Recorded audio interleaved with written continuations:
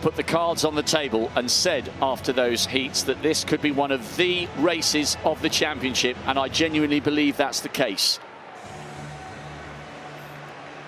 It's our penultimate track competition. You won't miss anything in the women's triple jump or the men's high jump. Soufiane El Bakkali is bidding to add the world title to his Olympic crown. He's been brilliant this season. He's so fast over the 1500. He's gaining a reputation as someone who is so difficult to beat. Haile Selassie on the inside, 5th in Tokyo last year, national record holder for Eritrea. Now to El Bakkali.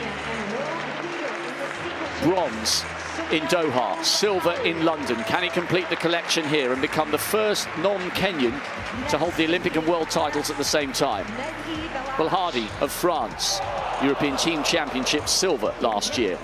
Concessless Kipruto, the former Olympic champion, the reigning world champion. He outdipped Lamacher Girma by 100th of a second in Doha 3 years ago. It was one of the greatest races we've seen. What about the Ethiopian? 3 times this season he's gone inside 8 minutes. Silver behind Kipruto in Doha, silver behind El Bakkali in Tokyo. Is it his turn for gold? Sabli of India, national record this year. Unheard of for an Indian to run that fast, 8:12. Abraham Kibiwot of Kenya, Commonwealth silver 4 years ago. 2nd in the Rome Diamond League in 8:06. He's in form this season. So too is Genet Wali, just off the podium in Tokyo and Doha, and he's a fine 5,000-meter runner. He's got brilliant speed endurance. Arce of Spain. Amare, African champion double in Mauritius over the 5 and the steeplechase. He's run 8:06 this season. Abdel Wahid of Italy, European under-23 silver in 2017. Martos of Spain, a European finalist. To Hilary Bohr, the former Kenyan, proudly flying the flag for the United States. In the top 8 in Rio, in the top 8 in Doha, and the national champion for the United States.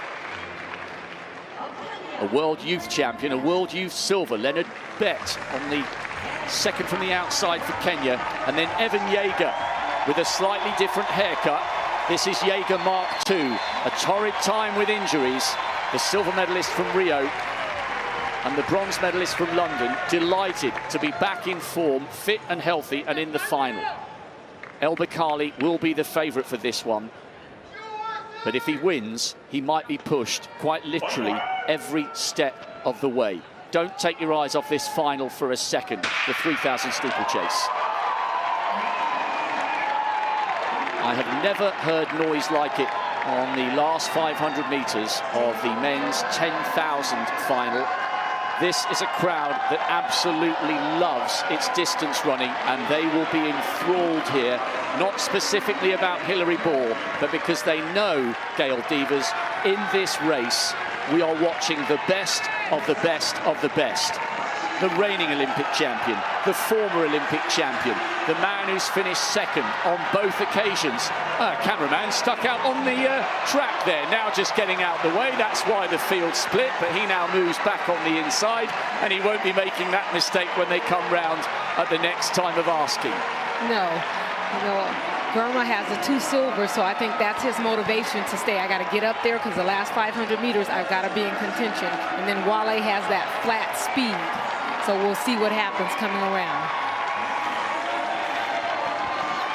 I like to see Yeager up there. Yeah, that is really good to see him back from injury. And he said making the US team meant more to him than the Olympic silver, because he never thought he'd get back to that level. Martos is leading.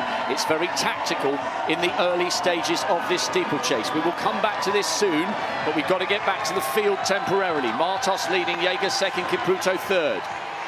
Barshim going for 2:35. Oh, so good. It is going to take something phenomenal to stop him securing a hat-trick of high jump titles. First time clearances at 24, 27, 30, 33 and 35. He's miles in front at the moment, the first man over. This is what I love about athletic scale.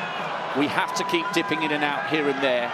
Everywhere you look, we are watching the very, very best in the world at the peak of their powers. Now this race is beginning to play into the hands of Soufiane El Bakkali.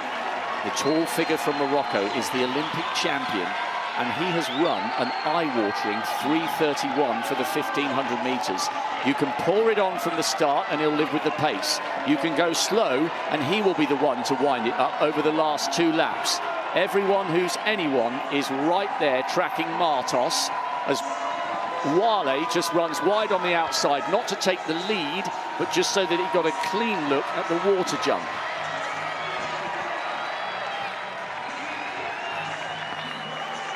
You wonder if somebody's going to actually say, okay, I'm going to open it up, or are they going to wait to the finish?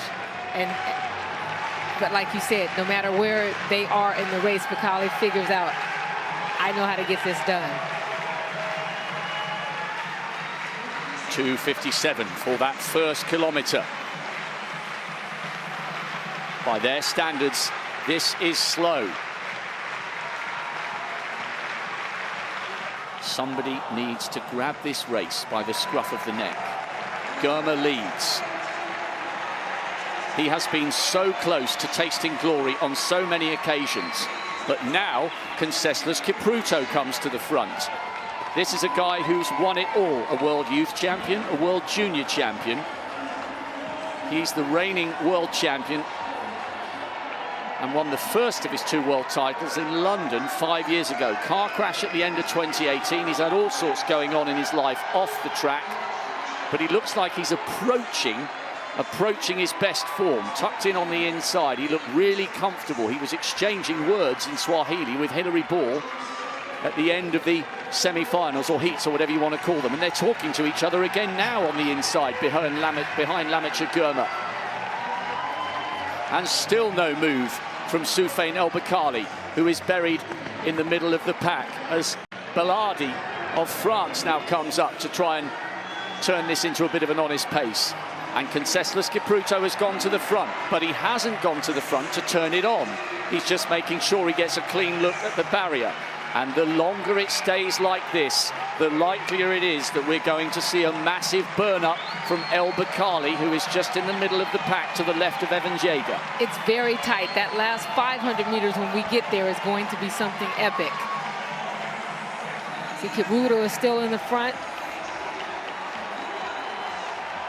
Girma's coming back. Wale's deciding that he's going to take it. Kipruto's in the front so that he can stay clear of the water jump.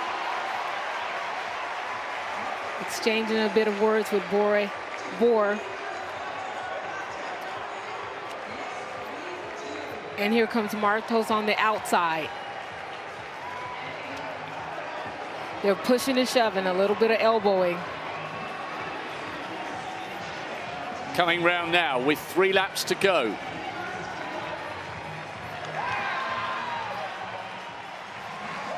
Wu, second attempt, 2:35. Barshim's gone clean at the first time of asking.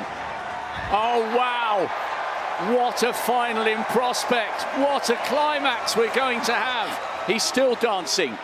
Now we're back with the steeplechase.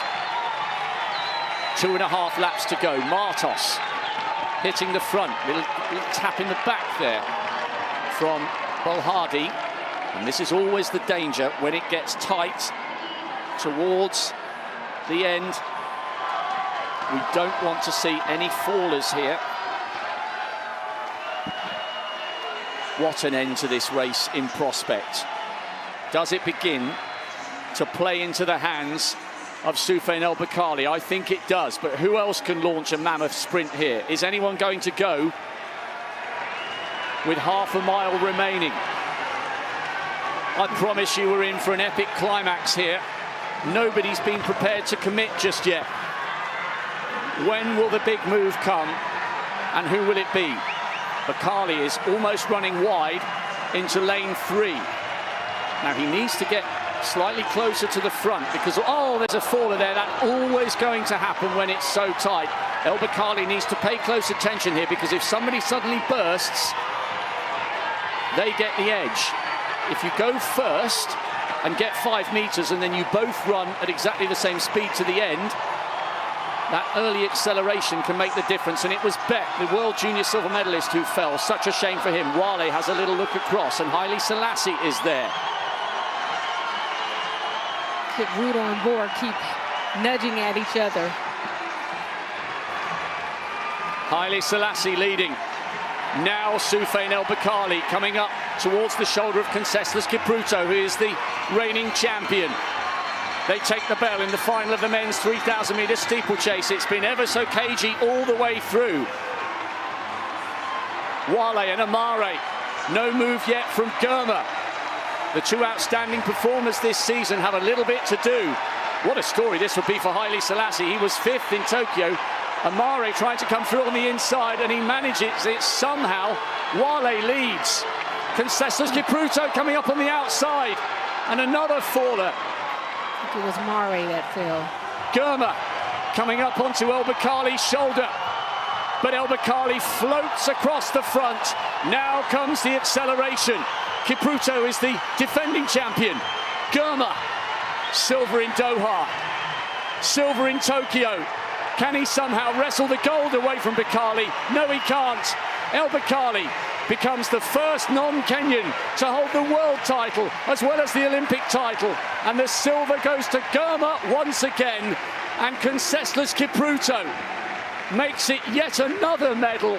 Coming back to form, he's on the podium with the bronze, but that race played into the hands of the Moroccan. The longer they left it, the better his chances of burning them up, and he did so. And in the end, he had room to spare. What a victory, and what a performance from Soufiane El Bakkali. The winning habit from Tokyo has followed him here to Eugene.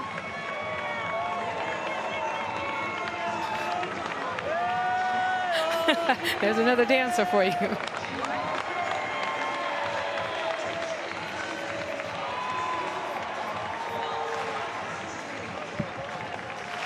How do you beat a man who can run 3:31 for 1500 meters with a beautiful hurdling technique?